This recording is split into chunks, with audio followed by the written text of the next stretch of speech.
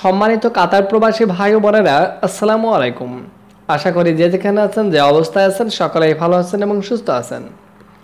আপনারা আজকের এই ভিডিওর মাধ্যমে জানতে পারবেন কাতারে প্রবাসীদের বসবাসের অনুমতি প্রক্রিয়াগুলি সম্পূর্ণ না করার জন্য 10,000 কাতার রিয়াল পর্যন্ত জরিমানা হতে পারে। এই সম্পর্কে এমওআই প্রবাসীদেরকে মনে করিয়ে দিয়েছেন। এই সম্পর্কে এখন আমি বিস্তারিত আলোচনা করতে যাচ্ছি, তাই আপনি যদি একজন কাতার প্রবাসী হয়ে থাকেন তাহলে অবশ্যই আজকের এই অতীব গুরুত্বপূর্ণ তথ্যগুলোর বিস্তারিত জেনে নেবেন। কারণ ভিডিওটি যদি আপনারা স্কিপ করে চলে যান তাহলে অনেক মূল্যবান তথ্য আপনারা জানতে পারবেন না। আর ভিডিওটি জনস্বার্থে বন্ধুদের মধ্যে শেয়ার করে সকলকে জানার সুযোগ করে দেবেন। চলুন জেনে নেওয়া যাক আজকের সংবাদের বিস্তারিত। বসবাসের অনুমতি প্রক্রিয়াগুলি সম্পূর্ণ না করার জন্য 10,000 কাতার রিয়াল পর্যন্ত জরিমানা হতে পারে, জানিয়েছে এমওআই। কাতারে প্রবেশের 30 দিনের মধ্যে প্রবাসীদের ভিসা প্রক্রিয়া সম্পন্ন হয়েছে তা নিশ্চিত করার জন্য নিয়োগকর্তার বাধ্যবাধকতা রয়েছে।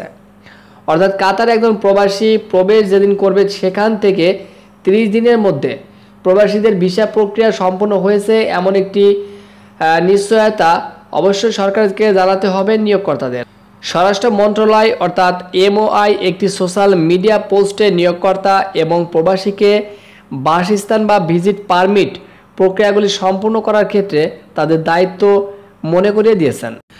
আর এই দায়িত্ব পালনে ব্যর্থ হলে তাদের বিচার বিভাগ থেকে জরিমানা করা হতে পারে, যার মধ্যে সর্বাধিক জরিমানা 10,000 কাতার রিয়াল পর্যন্ত হতে পারে।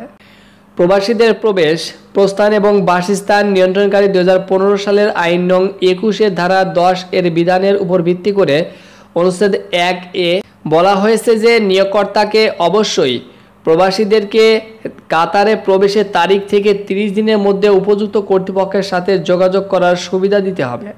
এমওআই আরও জানিয়েছে যে একটি বাসস্থান এবং ভিজিট পারমিট প্রাপ্তির সর্বশেষ সময়কাল কাতারে প্রবেশের দিন থেকে 30 দিন। এমওআই আরও জানিয়েছে যে প্রত্যেকজন প্রবাসীকে অবশ্যই এই প্রক্রিয়াগুলি সম্পূর্ণ করতে অস্বীকার করার কোনো অনুমতি নেই। অর্থাৎ কাতারে প্রবেশের পর থেকে প্রবাসীদেরকে অবশ্যই বাধ্যতামূলকভাবে এই প্রক্রিয়া সম্পন্ন করতে হবে।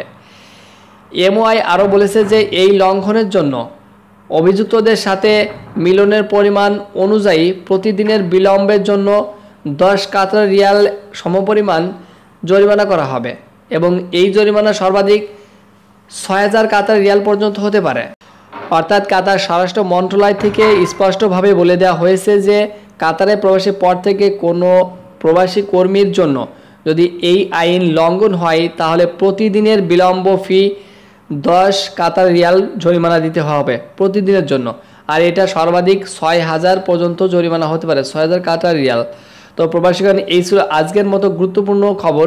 আর প্রবাসীগণ, এখন থেকে আবারও আমাদের এই চ্যানেলে কাতারের প্রতিনিয়ত সংবাদ আপলোড করা হবে। অবশ্যই আপনারা চ্যানেলটি সাবস্ক্রাইব করে পাশে থাকা বেল আইকনটি অন করে রাখবেন। সকলে ভালো থাকবেন, সুস্থ থাকবেন। আসসালামু আলাইকুম।